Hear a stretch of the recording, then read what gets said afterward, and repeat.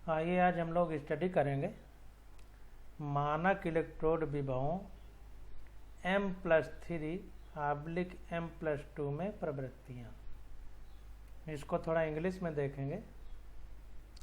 कह रहा है trends in the M+3/M+2 standard electrode potential. तो M+3 से M+2 बन रहा है, यानी एक इलेक्ट्रॉन आ रहा है। तो उस स्थिति में इलेक्ट्रोड पोटेंशियल किस प्रकार से ट्रेंड करेगा, ये हमको समझना है। तो देखिए कह रहा है कि 4.5 में स्टैंडर्ड इलेक्ट्रोड पोटेंशियल E0 हम कहेंगे इसको, वैसे इसका मतलब दूसरा होता है। तो M+3 से M+2 के मानों का अवकलन इनकी परिवर्तनशील प्रवृत्तियों को दर्शाता है। तो ऊपर जो हमने टेबल देखी 4.2, उसमें जो standard electrode potential M+3 M+2 के मानों का जो अवलोकन है, इनकी परिवर्तनशील प्रवृत्तियों को दर्शाता है। कह रहा है स्कैंडियम के लिए इसका निम्नतम मान स्कैंडियम+3 के स्थायित्व को दर्शाता है। तो देखिए कह रहा है कि स्कैंडियम का जो निम्नतम मान है वो स्कैंडियम से 3 इलेक्ट्रॉन निकलने के बाद जो स्कैंडियम पॉजिटिव का 3 बन रहा है, उसके स्थायित्व को दर्शाता है। कैसे स्थायित्व को दर्शाता है? इस प्रकार स्थायित्व को दर्शाता है कि जब स्कैंडियम से 3 इलेक्ट्रॉन निकल के स्कैंडियम+3 अवस्था में आता है, तो इसका इलेक्ट्रॉनिक विन्यास अक्रिय गैस के इलेक्ट्रॉनिक विन्यास जैसा हो जाता है। और हमने ये बात बहुत अच्छे से पढ़ी है कि कोई भी परमाणु अपनी बाहरी कक्षा में 2, पहली कक्षा है तो 2 नहीं 8, 18 या फिर 32 इलेक्ट्रॉन रख करके अक्रिय गैस का जो विन्यास है उसको प्राप्त करना चाहता है, क्योंकि अक्रिय गैस सबसे ज़्यादा स्थायी है और सबसे ज़्यादा स्थायी तो हर एक तत्व या परमाणु प्राप्त करना चाहता है। अब जिंक के लिए इसके उच्चतम मान का कारण जिंक+2 के स्थायी D10 विन्यास से एक इलेक्ट्रॉन का हटना है।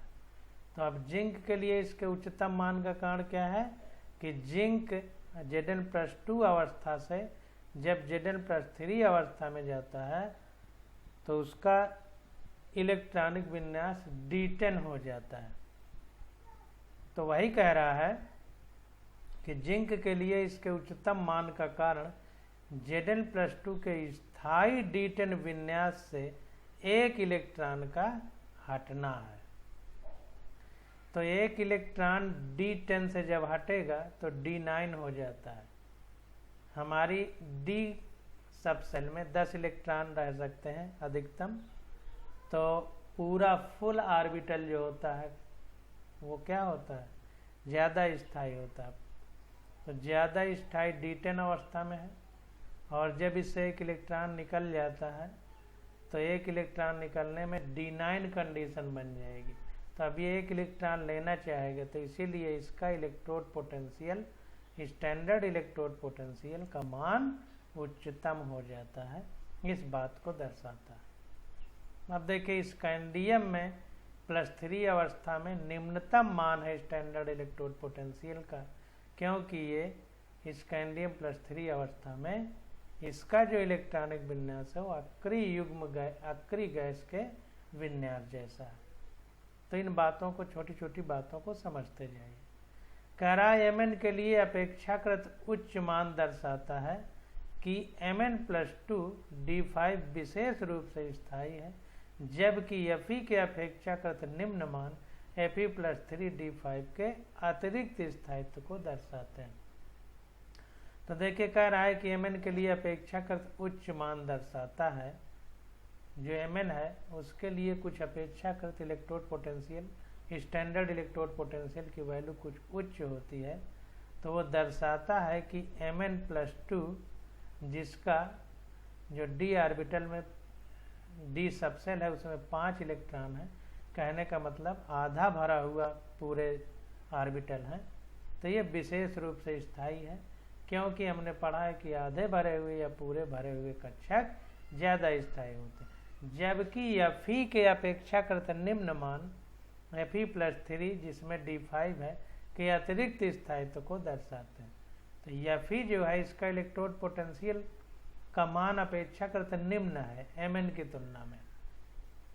तो इलेक्ट्रोड पोटेंशियल जो है स्टैंडर्ड उसका मान कम है, तो इसका मतलब Fe+3 अवस्था में ज़्यादा अतिरिक्त स्थायित्व रखेगा, यानी ज़्यादा स्थायी होगा।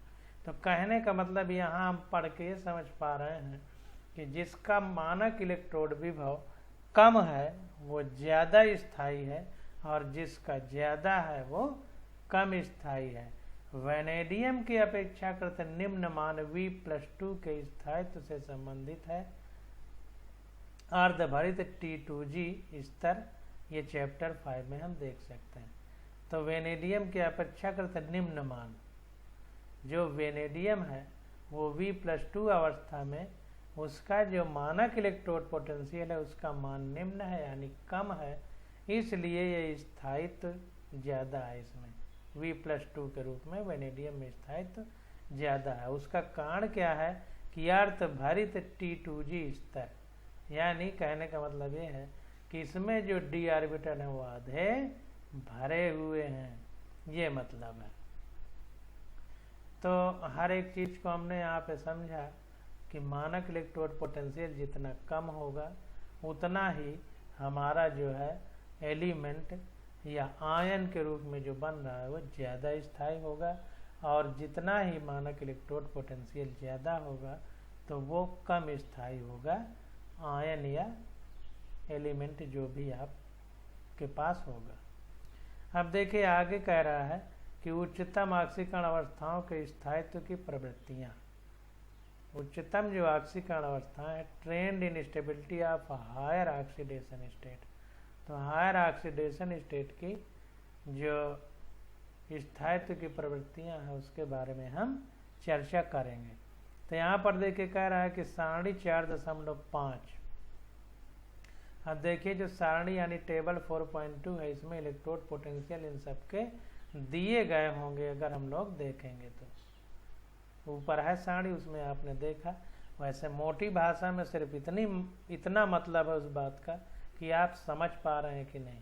आपने समझ लिया सारी बात कि अगर मानक इलेक्ट्रोड पोटेंशियल कम होगा तो वो आयन अधिक स्थायी होगा, और मानक इलेक्ट्रोड पोटेंशियल ज़्यादा होगा तो वो आयन ज़्यादा कम स्थायी होगा। और ज़्यादा स्थायी होने का कारण है कि उसका जो इलेक्ट्रॉनिक विन्यास है वो अक्रिय गैसों जैसा हो जाएगा, या फिर उसके डी सबसेल में आधे भरे हुए या पूरे भरे हुए ऑर्बिटल मिलेंगे। ये निकल करके बात सामने आ गई। अब देखिए आगे देखते हैं। कह रहा है सारणी 4.5 संक्रमण धातुओं की 3D सीरीज के स्थायी हैलाइडों को दर्शाती है।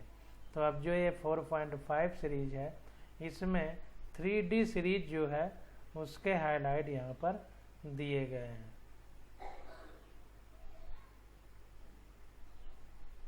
तो देखिए हाइलाइट का मतलब जितने हाइड्रोजन हैं उनसे मिलकर जो कंपाउंड बनेंगे उनको हम हाइलाइट बोलेंगे।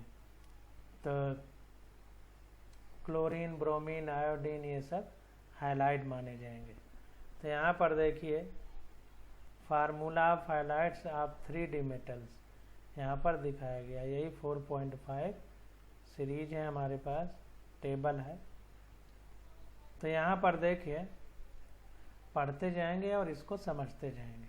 तो कह रहा है सारणी 4.5 संक्रमण धातुओं की यानी ट्रांजिशन मेटल की 3D श्रेणी के स्थायी हैलाइडों को दर्शाती है। उच्चतम ऑक्सीकरण संख्या TiX4 टेट्रा हैलाइडों VF5 और CrF6 में प्राप्त होती है। तो टेट्रा हैलाइड, पेंटा और हेक्सा कुल मिला के है। इसमें 4 हैलाइड है, इसमें 5 और इसमें 6। तो कह रहा है उच्चतम ऑक्सीकरण संख्या TiX4 यानी टेट्रा हैलाइडों, गामा पेंटा हैलाइडों तथा हेक्सा हैलाइडों में प्राप्त होती है। तो इसको ध्यान देना। अब Mn की +7 ऑक्सीकरण अवस्था सरल हैलाइड में प्रदर्शित नहीं होती, परंतु MnO3F ज्ञात है और Mn के पश्चात सिवाय FeX3 और C0F3 के कोई भी धातु ट्राई हैलाइड नहीं बनाता है। तो ध्यान दीजिए, कह रहा है Mn अपनी +7 ऑक्सीकरण अवस्था में सरल हैलाइड में नहीं पाए जाते, यानी +7 ऑक्सीकरण स्टेट सिंपल हैलाइड में Mn नहीं दिखाता है, परंतु MnO3F ज्ञात है और Mn के पश्चात सिवाय FeX3 और C0F3 के कोई भी धातु ट्राई हैलाइड नहीं बनाता। तो MnO3F हमको ज्ञात है, जहाँ पर F की माइनस और ये O की, एक O की -2, 3 की -6 और ये -1, तो यहाँ पर +7 हो जाएगी हमारी Mn की। तो इस प्रकार से FeX3 और C0F3 के कोई भी धातु ट्राई हैलाइड नहीं बनाते हैं।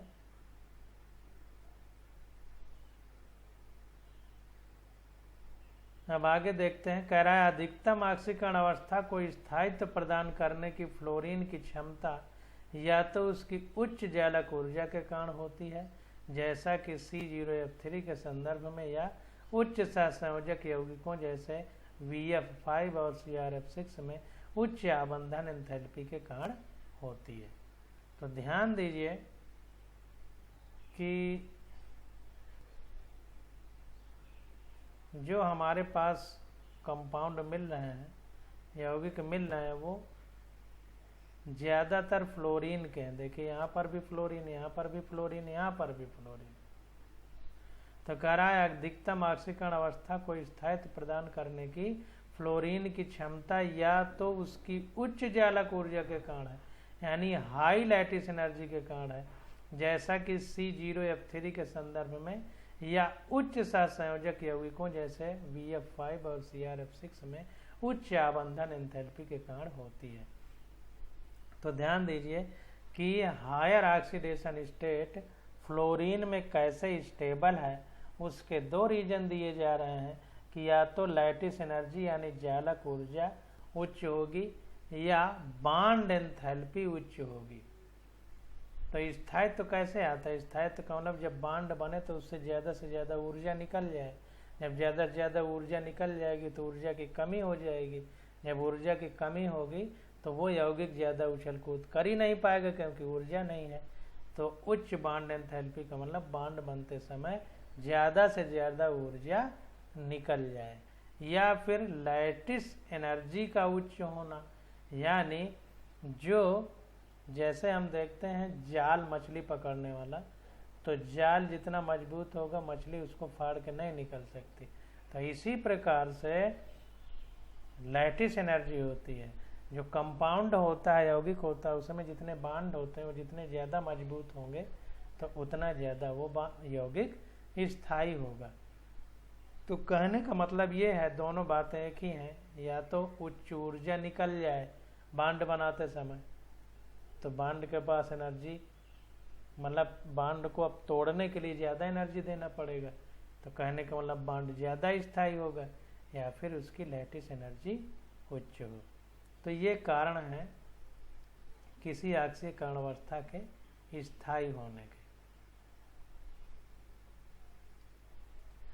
अब देखिए यहाँ पर जो धातुओं के हैलाइड के सूत्र दिए गए हैं, ऑक्सीकरण संख्या +6 है तो CrF6 बनाया है, +5 है तो VF5 और CrF5 बन सकता है, +4 है तो TiX4 VX4 और CrX4 MnF4। इसी प्रकार +3 है। तो इसमें कुल मिला के अलग अलग टाइप से बनाया गया है। यहाँ पर देखिए बता रहा है कि यहाँ पर X का मतलब फ्लोरीन से आयोडीन तक और X1 का मतलब फ्लोरीन से ब्रोमीन तक। ये मतलब है जो ये यहाँ पर ये 1 बना दिया गया। तो X का मतलब हैलाइड हो सकता है, लेकिन कहाँ तक? फ्लोरीन से ब्रोमीन तक। Chlorine, fluorine, bromine. अब आयोडीन नीचे आता है तो आयोडीन नहीं होगा X1 का मतलब, लेकिन अगर केवल X है तो मतलब फ्लोरीन से आयोडीन तक कुछ भी हो सकता है।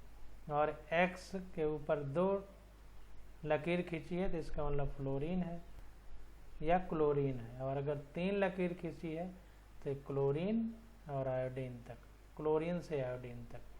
तो इसको ध्यान देना, इसका मतलब क्या है। अब देखिए आगे बता रहा है कि यद्यपि VF5 केवल V5 को दर्शाता है, अन्य हैलाइड जल अपघटन पर ऑक्सो हैलाइड VOX3 देते हैं। यहाँ पर देखिए ऊपर हिंदी वाले में V के ऊपर V लिखा था यानी 5th, यहाँ पर +5 अवस्था है।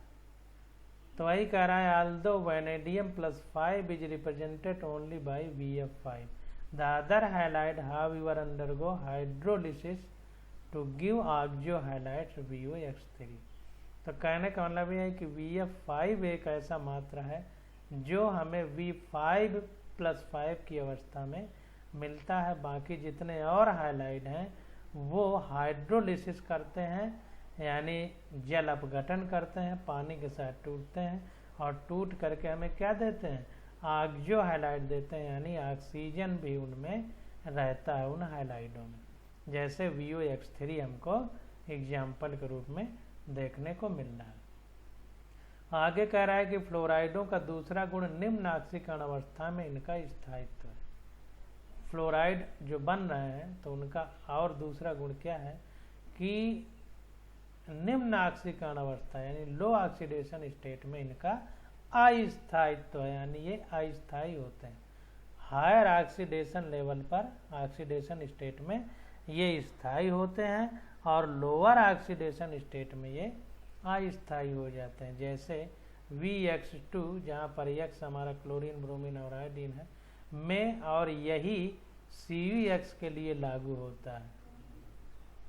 तो कहने का मतलब ये है कि लोअर ऑक्सीडेशन स्टेट में अस्थायी होंगे फ्लोराइडों का, यही ये दूसरा गुण है। तो ये पहला गुण क्या था कि VF5 V+5 की अवस्था को दर्शाता है, जबकि अन्य हैलाइड जल अपघटन करके ऑक्सो हैलाइड देते हैं, जैसा VOX3 हमारे पास एग्जाम्पल के रूप में बताया गया। जबकि फ्लोराइड जो है, एक गुण तो ये हो गया, फ्लोराइड का दूसरा गुण क्या होता है कि ये लो ऑक्सीडेशन स्टेट में अस्थायी होते हैं। जैसे VX2 यहाँ पर X क्लोरीन, ब्रोमीन, आयोडीन हो सकता है में, और यही CuX के लिए लागू होता है। यानी VX2 और CuX ये अस्थायी हैं क्योंकि यहाँ पर ऑक्सीडेशन स्टेट लो है। दूसरी ओर आयोडाइड के अतिरिक्त कॉपर +2 के सभी हैलाइड ज्ञात हैं। यहाँ Cu+2 I- को I2 में ऑक्सीकृत करता है। तो यहाँ पर Cu+2 क्या करता है, I- को I में ऑक्सीकृत करता है। जैसा हमें पता है कि किसी की ऑक्सीकरण अवस्था में वृद्धि ऑक्सीकरण है तो -1 है आयोडीन का और I2 बन रहा है, तो यहाँ पर ऑक्सीकरण अवस्था 0 हो जा रही है ऑक्सीकरण संख्या। तो माइनस से 0 होने का मतलब ऑक्सीकरण हो रहा है क्योंकि ऑक्सीकेशन नंबर बढ़ रही है, -1 से 0 हो रही है। तो जाहिर सी बात है Cu+2 I- को I2 में ऑक्सीकृत कर रहा है।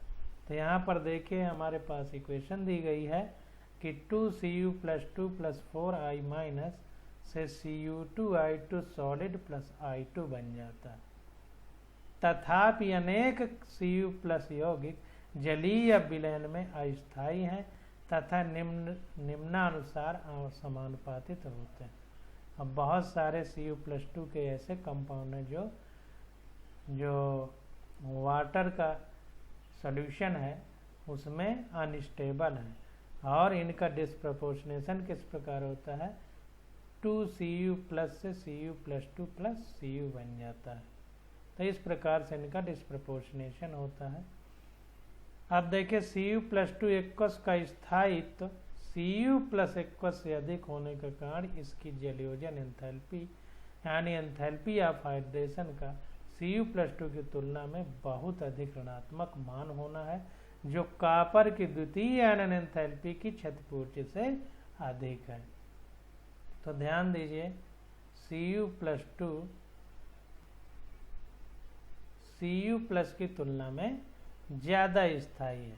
और ज़्यादा स्थायी होने का कारण इसकी जल योजन एंथैल्पी यानी एंथैल्पी ऑफ हाइड्रेशन है, यानी पानी के साथ इसके जुड़ने की प्रवृत्ति जो है, उसमें जो ऊष्मा लगती है जलयोजन एंथैल्पी, उसकी वैल्यू अधिक है।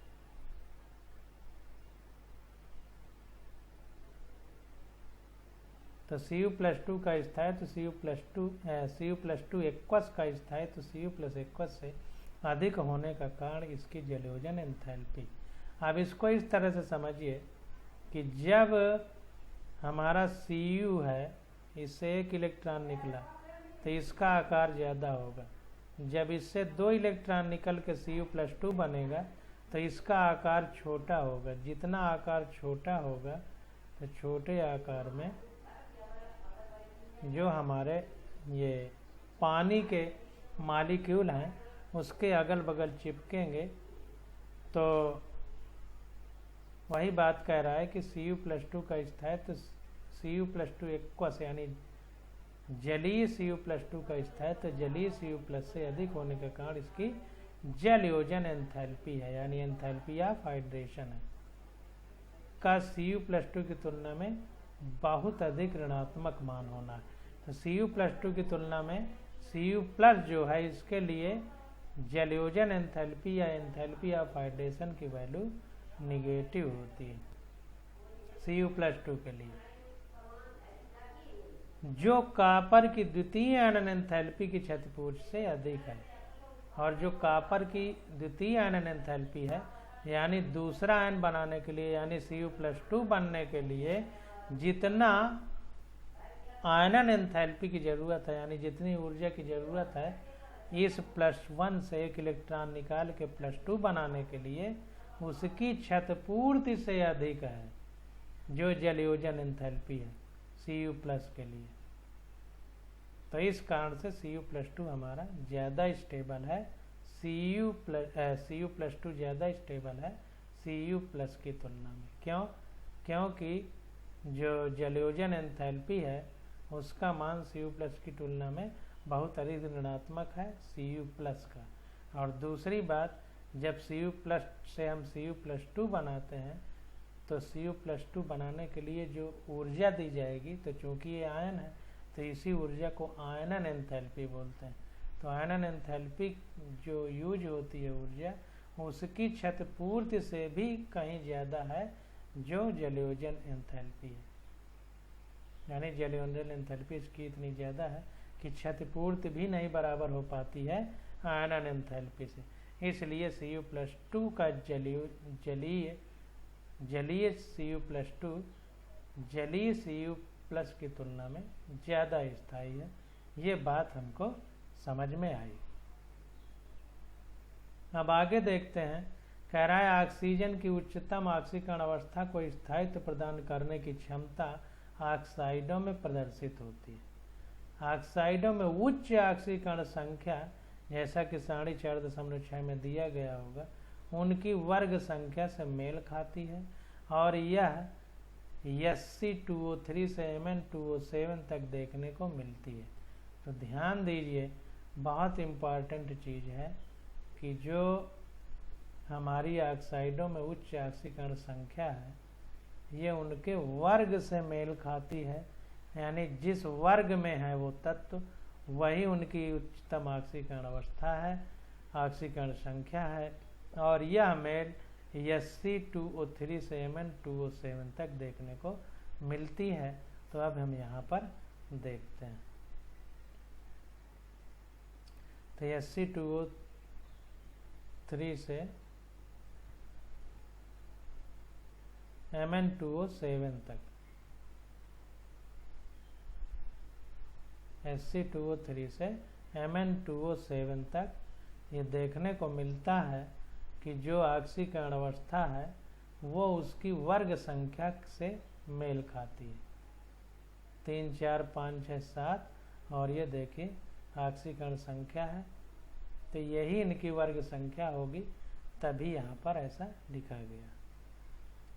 ये आप पीरियाडिक टेबल में देख सकते हैं। तो अब देखिए आगे क्या कह रहा है, कह रहा है वर्ग 7 के बाद Fe के उच्च ऑक्साइड Fe2O3 से आगे ज्ञात नहीं है, यद्यपि क्षारकीय माध्यम में फेरेट जिसकी ऑक्सीकरण संख्या 6 दिखाई गई है अवस्था में FeO4-2 आयन बनाते हैं, परंतु यह शीघ्र ही Fe2O3 व O2 में विघटित हो जाते हैं।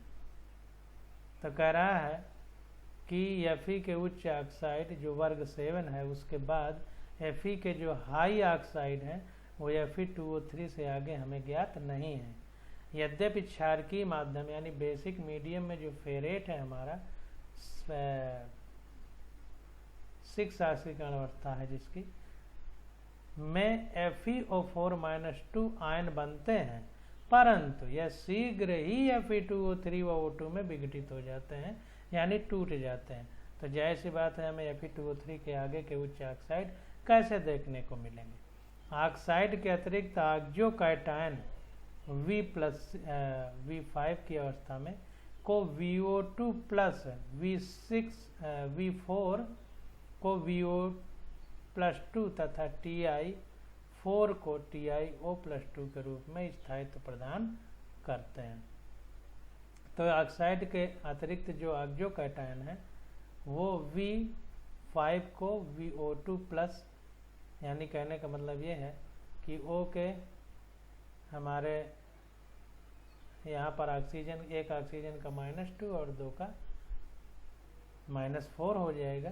तो यहाँ पर एक पॉजिटिव लगाया है V5 को दर्शाने के लिए, इसको थोड़ा सा देख लेते हैं।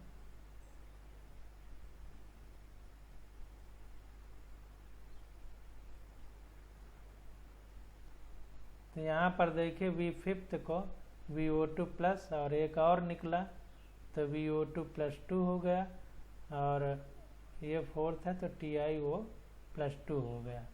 तो इस प्रकार से ऑक्सो कैटायन को यहाँ पर दर्शाया गया है। अब आगे देखिए क्या कह रहा है, कह रहा है फ्लोरीन की अपेक्षा ऑक्सीजन की इन उच्च ऑक्सीकरण अवस्थाओं को स्थायित्व प्रदान करने की क्षमता अधिक होती है। तो फ्लोरीन की अपेक्षा जो ऑक्सीजन है, ऑक्सीजन की इन उच्च ऑक्सीकरण अवस्थाओं को स्थायित्व प्रदान करने की क्षमता अधिक होती है। तो इस बात को हमें ध्यान रखना।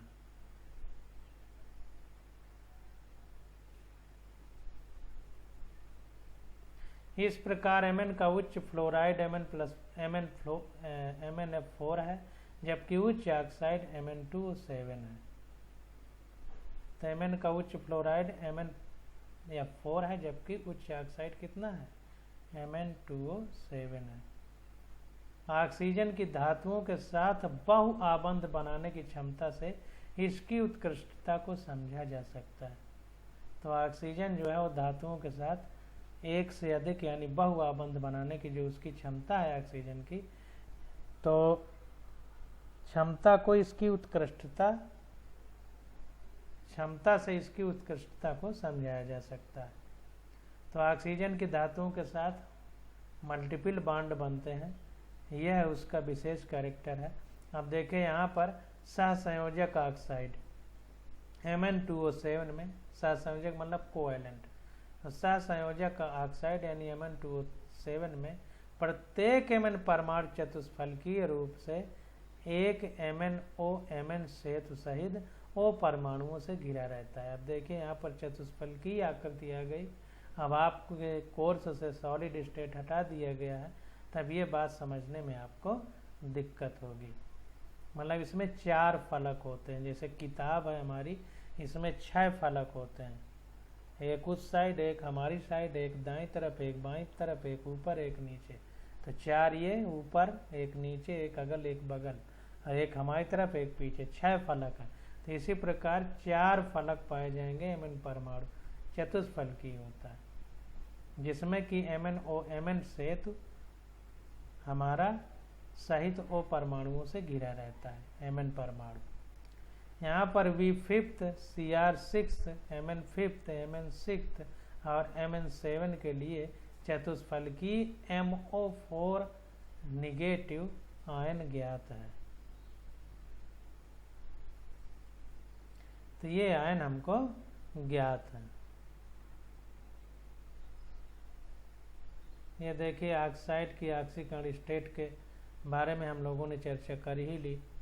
अब आगे आ जाता है, देखिए कह रहा है कि उदाहरण 4.5 आप श्रेणी VO2 प्लस Cr2O7 -2 MnO4 ये इंक्रीजिंग ऑर्डर है में ऑक्सीकारक क्षमता में वृद्धि को कैसे स्पष्ट करेंगे। तो इसका कारण इनके अपचयन के बाद प्राप्त निम्न स्पीशीज के स्थायित्व में वृद्धि है। तो कहने का मतलब ये है कि यहाँ पर देखिए VO2 +2 है, यहाँ पर Cr2O7 -2 है, यहाँ पर MnO4 है। तो कहने का मतलब ये है कि इनमें जो ऑक्सीकारक क्षमता में वृद्धि है उसको कैसे हम समझा पाएंगे। तो देखिए आंसर दे रहा है कि इसका कारण इनके अपचयन के बाद जाहिर सी बात दूसरे को ऑक्सीकृत करेंगे तभी ऑक्सीकारक कहलाएंगे, यानी खुद अपचयित होंगे यानी रिड्यूस होंगे, यानी इनकी खुद की ऑक्सीकरण संख्या में कमी आएगी। तो कह रहा है कि जब दूसरे का ऑक्सीकरण करके जब ये खुद अपचयित होते हैं तो या रिड्यूस होते हैं तो उसके बाद प्राप्त निम्न स्पीशीज के स्थायित्व में वृद्धि है। तो इसके अपचयन के बाद या इनके रिडक्शन के बाद जो स्पीशीज बनती है उसकी स्टेबिलिटी ज़्यादा होती है। तो जाहिर सी बात है कि हर एलिमेंट या कंपाउंड या आयन ये चाहता है कि मैं ज़्यादा स्टेबल रहूं, तो ज़्यादा स्टेबल रहने के लिए वो क्रिया करता है। तो अगर ये किसी दूसरे को ऑक्सीकृत कर रहे हैं और खुद अपचयित हो रहे हैं यानी खुद रिड्यूस हो रहे हैं तो कहीं ना कहीं रिड्यूस होने पर इनकी स्थायित्व तो अधिक होगा, इसलिए ऐसा कर रहे हैं। तो ये बात निकल के सामने आई। अब देखिए आगे आ जाता है रासायनिक अभिक्रियाशीलता एवं E0 का मान, यानी रासायनिक अभिक्रियाशीलता एवं स्टैंडर्ड इलेक्ट्रोड पोटेंशियल। तो इसकी स्टडी हम लोग अगले लेक्चर में करेंगे। आज बस यहीं तक।